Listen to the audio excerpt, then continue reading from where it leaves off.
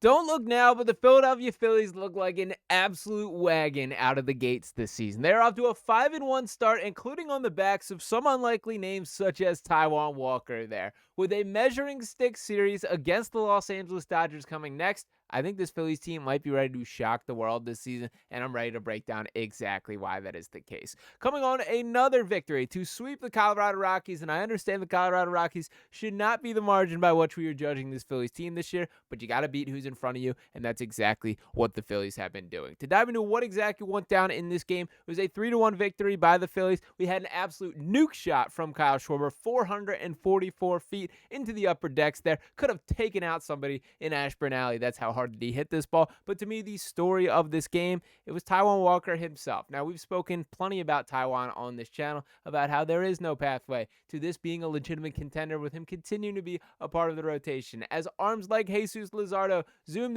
join this organization, as guys like Andrew Painter are waiting for their opportunity, how they continue to keep rolling out Taijuan Walker. Well, Ty looked myself and every one of those guys in the face who have said that these past couple months and delivered on the mound today. To dive into exactly what he brought to the table, we're talking about 6 innings pitched, just 3 hits, 0 earned runs, 1 walk, 4 strikeouts on 74 pitches. That is a damn good day on the mound. And what I love most about this, we saw some expression from Taijuan Walker. We saw some feeling on the mound. That him walking off on that final out, and by the way, hat tip to Rob Thomson for pulling him at the right time and making sure that we did not have that disaster inning to ruin what has been a great day for Taijuan. 74 pitches, not a ton, and I think he honestly could have kept going, but I'm glad that Thomson did pull him to make sure that was not the case. And obviously the job was handled as Orion Kirkring, Jordan Romano, and of course Jose Alvarado closed things down today. But for Taijuan specifically here, him walking off the mound after that final out, that's the kind of stuff that fires me up, man. You see the glove clap,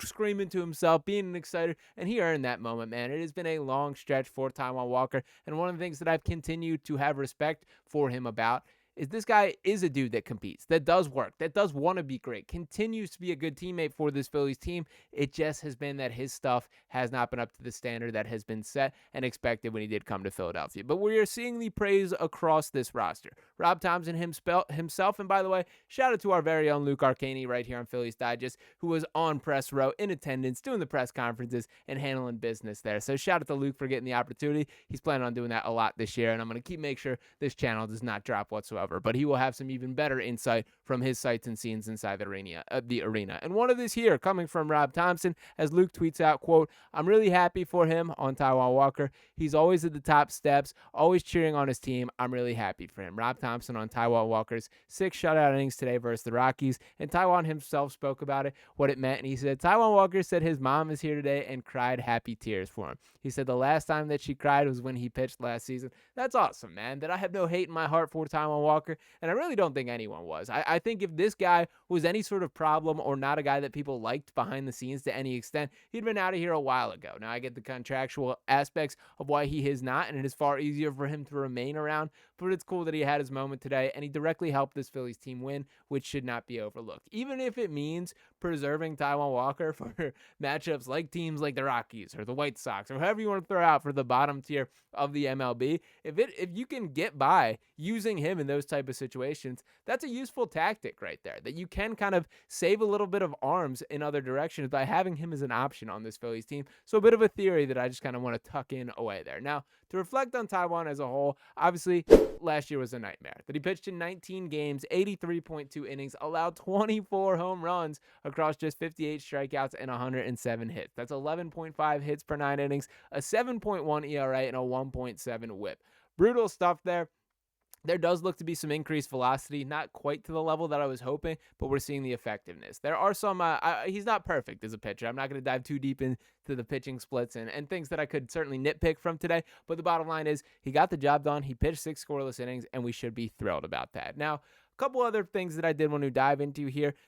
I think it's really cool that this Phillies team has kind of won in a lot of different ways already this season. We're only 6 games into the year, and I think pitching is probably the biggest story to me, but we've seen guys step up. We've seen Edmundo Sosa have his streak, and I know I've talked plenty about Edmundo already this year, not in the lineup today, which did disappoint me, and to dive into the box score to kind of take a peek at each of these guys once again, that they did go back, and Rob Thomson did elect to go back to the traditional Trey Turner at shortstop, Bryson Stott at second base there, and it was a right-hander on the mound for the Rockies, so that did complicate things a little. I will say, and I've said this, I've had this take for quite some time, I do think we overrate the right-handed and left-handed splits to an extent. Would you have a guy hitting at the level of Edmundo Sosa currently is? I personally would have left him under the lineup, even if that means I get it is difficult to juggle all this, and Trey Turner and Bryson Stott are certainly the better baseball players in the larger scale, but when you have a guy as red hot like Sosa is, would have liked to see him again today is my only message there. But as a whole, I think it's really cool that we've seen this Phillies team already win in a little ways. We've seen them get behind, scrap their way out.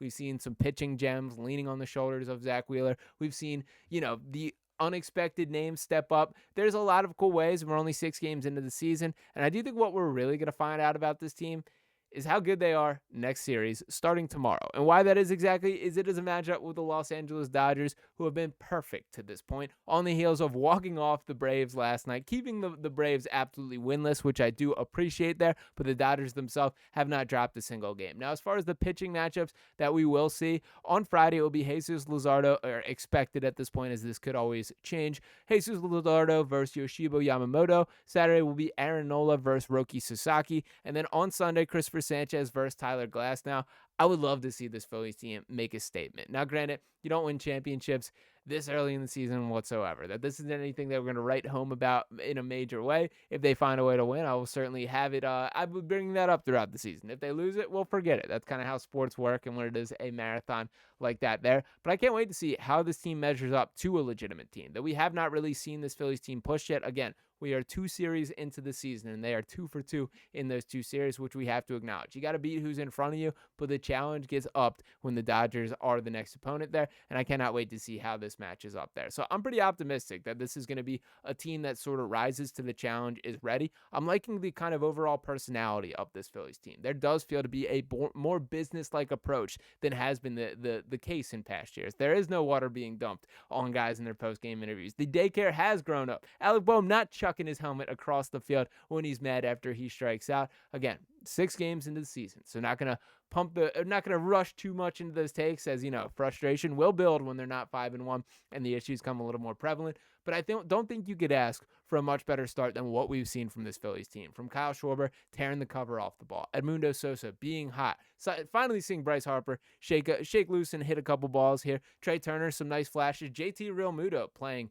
way better baseball than we saw from him at any point last year. And I do retract a little bit of my takes on being, I guess, doubting of JT having this bounce back season. He looks healthy. He's moving well out there. Him on the base path, he looks the fastest that I've seen him in a couple seasons there. There are a ton of positive takeaways to acknowledge about this Phillies team, and I don't think you can ask for a much better start than what we've had. But ultimately, it is the long grind of the Major League season, and they do have plenty more business to handle to this point. The Dodgers are next up on the docket, and I do think that is a terrific measuring stick opportunity to see how legitimate this team is. It is not often, or there are plenty of other teams that you will run through that is just get to the finish line, keep chugging. This is a matchup that I think kind of means something for both teams here. So for this Phillies team, still a long ways to go, but getting off to the exact start that I think we could have hoped for. So let me know what you guys think in the comments there below. Do you have any more notable takeaways that I missed in this video? What stood out to you from the opening 2 series? Where are your greatest concerns at this point? Drop those thoughts below. As always, make sure you're subscribing. Drop a like on this video. I'll be back talking to you next time right here on Phillies Digest. Peace.